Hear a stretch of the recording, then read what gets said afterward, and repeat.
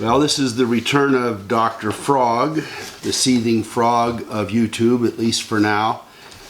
As some of you noted, not only was I messed with yesterday and have been messed with a bunch, but some people have been shut down, including Dustin Nemos, who is, I think, a very nice guy, a very low-key guy. I'm amazed that his was shut down.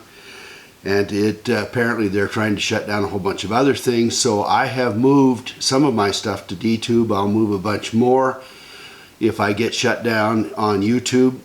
You will see me there on DTube. I will have other stuff. I've also checked into BitChute and am in the process of lining it out. I think, and I'm going to make this appeal right up front, that it may be that we need to, we, the Patriots, we the posters, the channelers, need to come up with an alternative of our own. I have looked into the possibility of starting a nonprofit company that would be cooperative and owned by us all. It would require making sure that we don't violate security and exchange stuff. And it's been 20 years since I've done it, so this is an appeal to someone who may have SEC current background and that would get us started on this. I can see the possibility that the channel folks would all participate and that the Patriots would sign up. It would be a very minimal cost and we would be able to run it with a server. So there's my little 2 bits worth to get us completely out of everything except the shutdown of the internet itself. So there are 2 ways of looking at what was posted this last night. There are half dozen or more postings. There are basically 3 or 4 central subject matter. As I started to research it, I became totally overwhelmed because it goes deeper and deeper and deeper, and the more you look at, the deeper it goes. And as Q has pointed out, this is bigger than you think, and it just keeps getting bigger than I think. So what I've decided to do, rather than to try to swallow it all in one giant thing like a python, is to just take little pieces. The first one of which would be to basically give a upfront report of what's going on, and then possibly doing a more reflective response to it, looking at some of the deeper aspects in a separate posting. And that's what I decided to do because I couldn't swallow it all in one bite. So the first one has to do, I think this is what is this, 8/11. An Anon posted an older posting by Q on January 5th.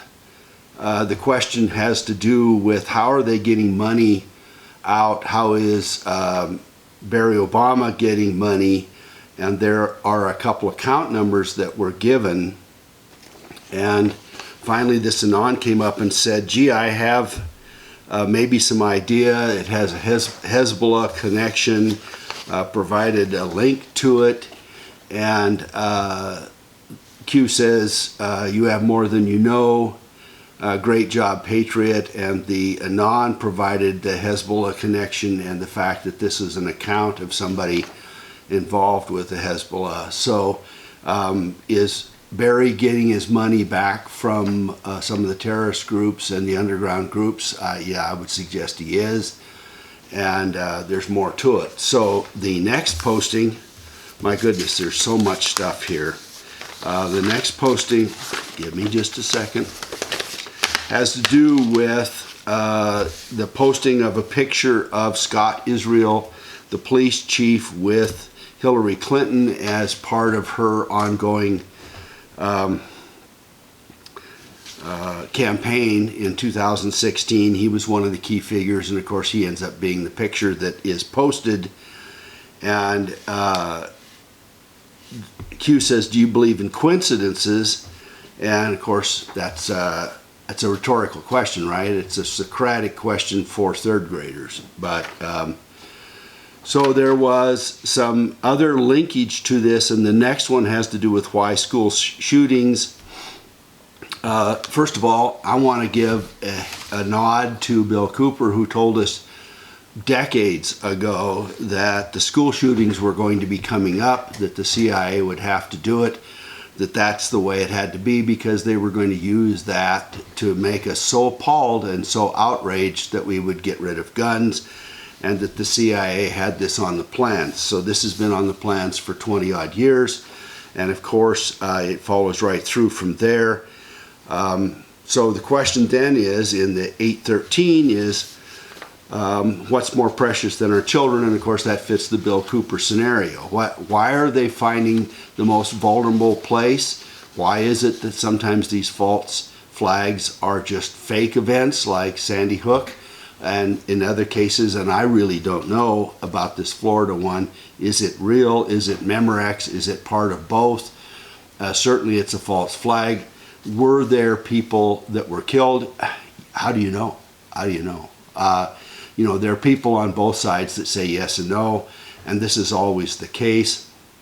I think it's clear with the Sandyhook thing, and that's referenced in here, and I'll get to it in a minute, but it's clear that the Sandyhook thing was a total staged job and that nobody died, and it's much more than that. So one of the things that's tied together in this 813 is, why would locals go along with such a sick organized event? And it is sick, and then it says they must control local police, school, county officials, etc. to work. And what is tied together with this is the Sandyhook thing, which points out, and some of you have done much more work on this than I have. There are exposés on Sandyhook. Jim Fetzer and a whole bunch of others have done so. It is obvious that it was a closed school that had problems with asbestos and the rest of that. It could not be open. It was a staged event. There are indications, or there are pictures of it showing that it was a staged event. There are also indications, of course, that the shooter was not the shooter, that his house was a fake house, that his mother that died was not a real person, that the kids were all staged for it, that nobody died there. The Connecticut folks won't let you look at any of the death certificates. Everything was closed. The investigation was shut down. There are indications that many of the people whose kids were the actors in it were moved in there in the 2 or 3 previous years, and that their houses were paid for. The county got millions and millions of dollars for a whole variety of things, including a new school, and it was paid off handsomely. Everybody had to be in on it, so everybody got lots of money. And of course the deal is that once you're in on it, you can't say I was in on it. You can't be a whistleblower unless you get immunity, because number one, because you're liable, you're part of the process, and it goes very, very deep. And the second part of it is you'll get snuffed, you'll get arkancided. So there are pictures, or there are postings of some of the things that went. So the town got money, everybody else got money. The other thing that I looked into is that this Broward County thing,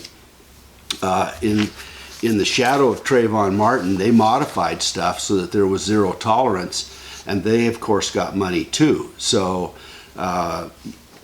Debbie Wasserman Schultz is there, the police chief is there, everybody else, they're all on board. And it raises questions about the governor and the county commissioners and the rest of these folks all in on it.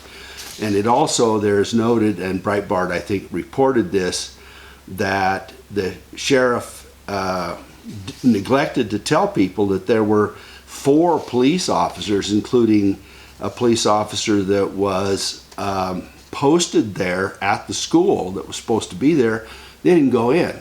So here's this so-called shooter running through the school, killing people, and these guys are standing outside, hiding behind cars and things like that, like they did at Mandalay Bay, and not doing anything. And so what does that mean? Does it mean they're chicken? Well, maybe, maybe not. Does it mean they're in on it? Maybe, Probably, maybe not. Does it mean that they had to wait for this thing to play out? And, you know, none of that's getting properly investigated. So looking at this thing from a deeper perspective, part of what we have to do about red pilling is take a look at Sandyhook, which is so obvious, and compare it to what's going on here. I think the other thing that has to be done is that this David Hogg, who is this innocent little kid who supposedly is coming on to CNN and everything else, his father's a former FBI agent and his mother works for CNN. Isn't that convenient? And people are saying, well, gee, that's just coincidental. And of course, Anderson Cooper has got a great big swatch of stuff to cover that up and talk about how the alt news is there. But I think the point of this is that these things are becoming so urgent, and they have to do them so urgently, that they're pulling people closer and closer to the web that have to be actors and players. They can no longer take the luxury, as they did in Sandyhook, of taking 3 years to set it up. So virtually from the time Obama was elected, Sandyhook was on the map, and it took years to play out, but there it is. So the next posting is, who do you think is leaking the info? And some of the Anons posted out, it's probably the good guys, which there are good guys in all of these scenarios. You know, it isn't like every police officer in Broward County is bad, or in New York City or anywhere else. Analyze the shooter pawn, voices in his head. We know we are taking action behind the scenes. CNN was set up. Stupid. All right, so one of the other Anons posted out, and I'm just going to give you a quick rundown. So here's who heard voices in their head, and it has to do with a whole variety of them. Nashville church shooter heard voices. Fort Lauderdale heard voices. The Navy guy heard voices. The FSU shooter heard voices. The Colorado Walmart shooter, the Dallas shooter that did the police ambush, the Seattle Pacific shooter heard voices. Deer Creek in Colorado heard shooters. The YWAM heard in Colorado also heard shooters. An ex-police officer arrested outside the White House with an arsenal of weapons said he heard shooters, or heard voices in his head. So these folks have all heard voices, and there is a linking to this hearing voices, which has to do with the EMF messages, and also resonating directly with the audio receptors in your brain, which make this stuff really accessible. And as Q has pointed out, the combination of training, of having psychotropic drugs, of having EMF connections and or cell phone, etc., can be triggering points and go from there. So it's pretty nasty stuff. Let me back up here a second and grab the last of this. So the final one, which has to do with, and this is another big deal, they're pointing out that CNN is stupid. This is not the final one. The next, libel laws, the end of the mainstream media. You know, frankly, as a former attorney, I question that, and I think I know Trump wanted to change the libel laws, and that's one of his comments over the last 6 months or so. That's not going to happen because it's a state-by-state deal, and it should not happen federally. But if the existing libel laws can be made to be upheld, that's a different matter. The final posting is Stanislav Lunev, The Bridge, Payback for Today. And the payback, you know, what's the payback? The payback is we're deeper and deeper in the Russian crap, and the Russians are trying to get even. That we've got news people, which has been the push over this last few days about all of these CIA news people working deeply and at multiple levels. Payback for Today, and it says The Bridge. And you know, I looked at a whole bunch of stuff, and there are all kinds of comments about bridge and how that bridge might be linking it up, whether it's a real bridge whether it's a bridge to be bombed, whether it's a bridge and a connection between us, etc. And this Stanislav Lunev is part of he is in a witness protection plan, or at least has been since, I think, the 90s when he defected. He was the highest level Soviet spy that has ever defected.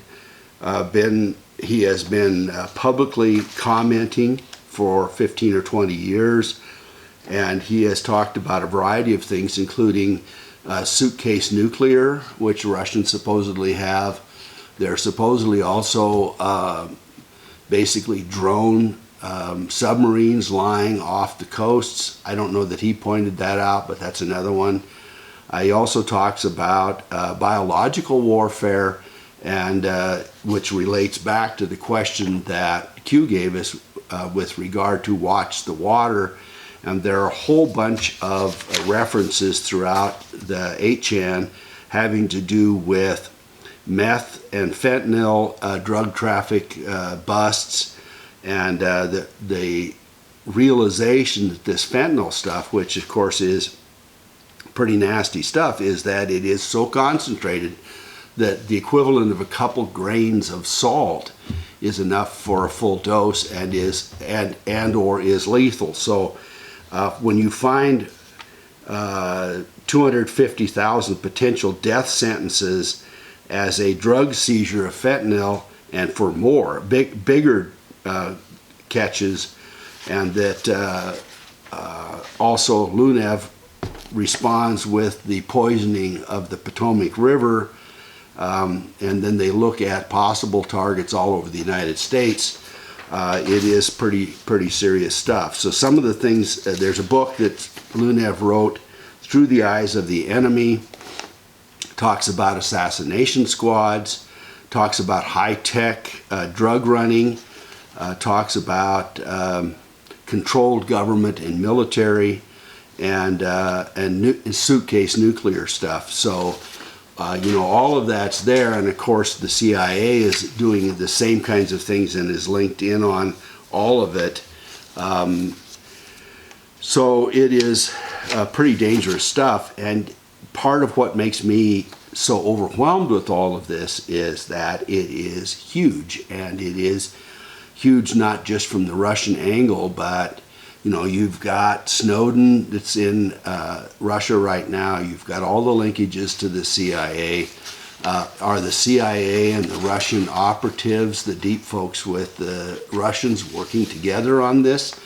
What's the payback? Are we getting it from both sides? And I think probably we are. So, I've got followers that are all over the world, and as do many others on YouTube. And this stuff is way, way bigger than the United States on one hand, and on the other hand, what we all know is that the only country that can take this down at this point is the United States. It's the only country that can take it down, because everybody else has either been disarmed or been totally overtaken. So we really must, if Trump doesn't get this job done this time, and if we don't support him and don't follow through on this, this is a disaster in the making, and it has been building for generations, and we have no alternative but to step up. So that's my posting for today. If you like it, give me a thumbs up. Let me also point out, as I said at the start,